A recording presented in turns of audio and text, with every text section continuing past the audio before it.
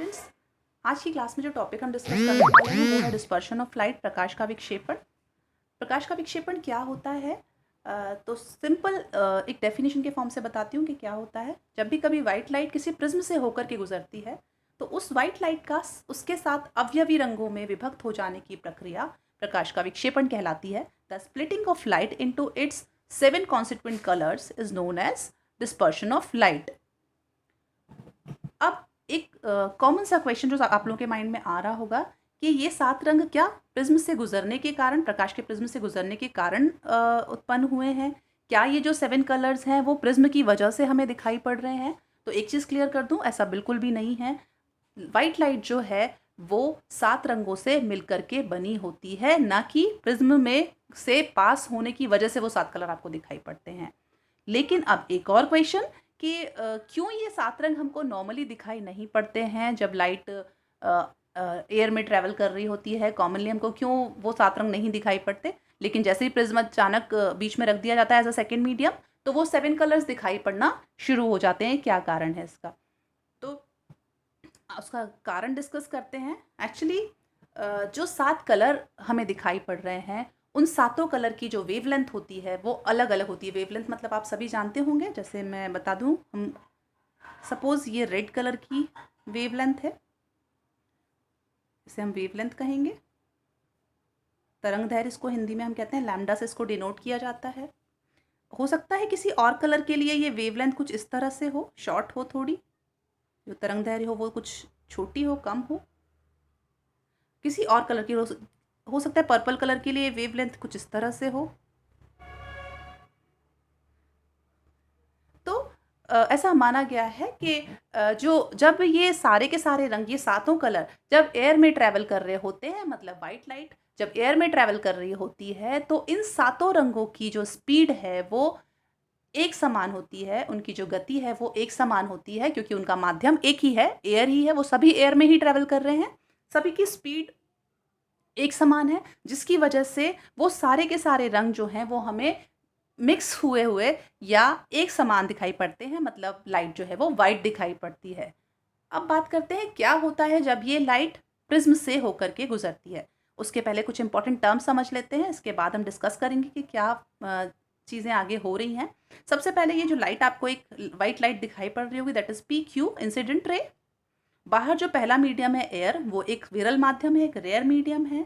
यहाँ पर A B जो है वो फर्स्ट रिफ्रैक्टिंग सरफेस है, पहली परावर्ती पृष्ठ है। एन और एन डैश एक अभिलंब है। यहाँ पर क्यू और आर जो है वो एक रिफ्रैक्टेड रे है। ए और सी जो है वो सेकेंड रिफ्रैक्टिंग सरफेस है, दूसरा परावर्ती पृष्ठ है।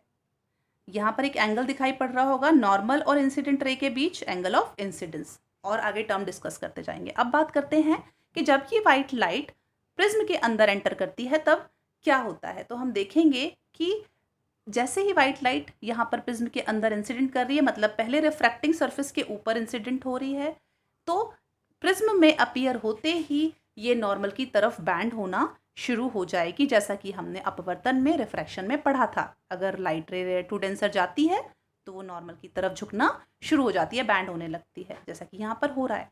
ये तो हो गया रिफ्रैक्शन का फिनोमेना। साथ ही साथ यहाँ पर डिस्पर्शन भी हो रहा है, मतलब प्रकाश जो है वो विक्षेपित भी हो गया है अलग अलग कलर्स में। यहाँ पर आप देख पा रहे होंगे मैंने केवल 2 ही कलर दिखाए हैं।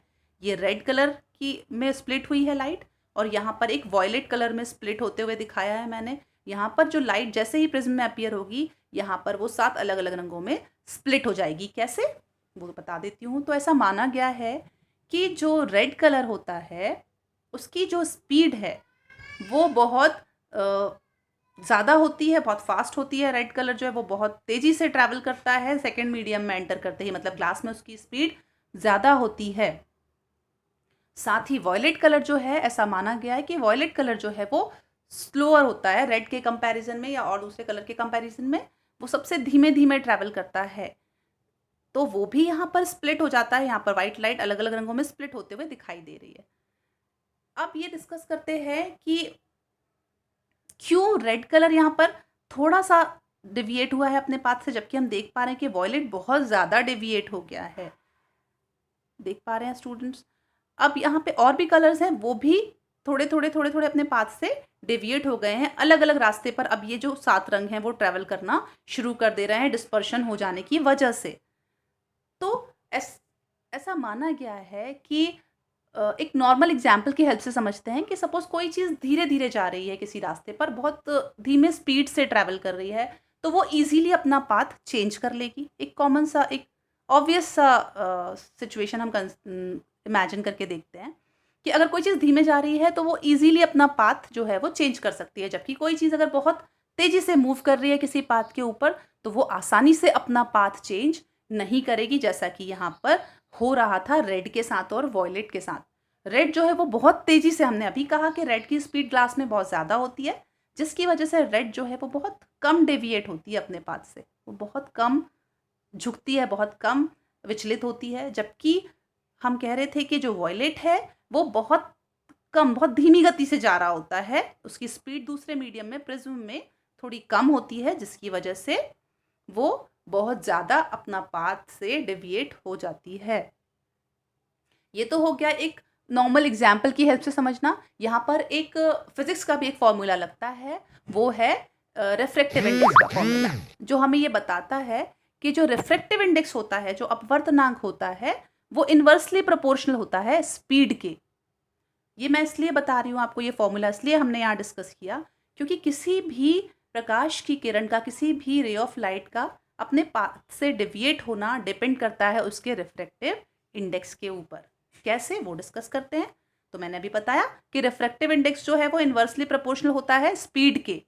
मतलब अगर स्पीड ज़्यादा होगी रिफ्रैक्टिव इंडेक्स कम होगा, अगर स्पीड कम होगी रिफ्रैक्टिव इंडेक्स ज़्यादा होगा, और अगर रिफ्रैक्टिव इंडेक्स कम तो डेविएशन भी कम, अगर रिफ्रैक्टिव इंडेक्स ज़्यादा तो डेविएशन भी ज़्यादा होगा।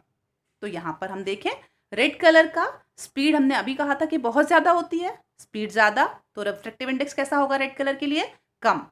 और अगर रिफ्रैक्टिव इंडेक्स कम है रेड कलर के लिए तो रेड कलर बहुत कम अपने पाथ से डेविएट होगा, जैसा कि हमको यहाँ पर दिखाई पड़ रहा है।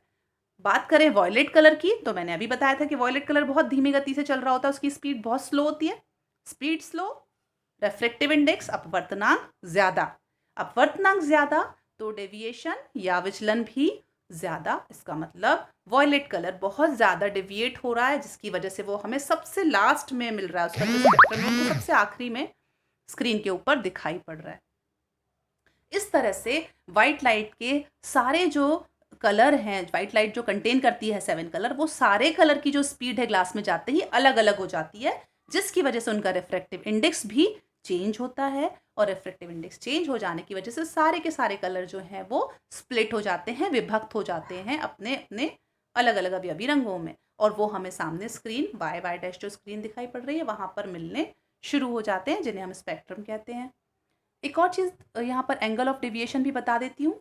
इमेजिन करते हैं अगर ये सेकेंड मीडियम ना होता, ये प्रिज्म ना होता, तब वाइट लाइट अपने पाथ से डेविएट ना हो करके स्ट्रेट पाथ को फॉलो करते हुए आगे बढ़ती, यहाँ पे आप देख पा रहे होंगे। लेकिन क्योंकि प्रिज्म यहाँ पर बीच में है तो ये जो लाइट है ये स्प्लिट हो गई है, ये डेविएट हो गई अपने पाथ से, यहाँ देख पा रहे हैं। और इसके बाद ये इमर्जेंट रे हमको मिलना शुरू हो गई है, ये जो रेड, वॉयलेट और अलग अलग कलर्स की जो स्प्लिटेड जो रेज हैं वो हमको मिलने शुरू हो गई हैं। अगर अब हम इमर्जेंट रे को पीछे की तरफ डायरेक्शन में बढ़ा दें, और यहाँ पर हम ये इसको आगे डैश लाइन से मैंने शो किया हुआ है कि अगर लाइट ग्लास ना होता, प्रिज्म ना होता, तो ये स्ट्रेट जा रही होती।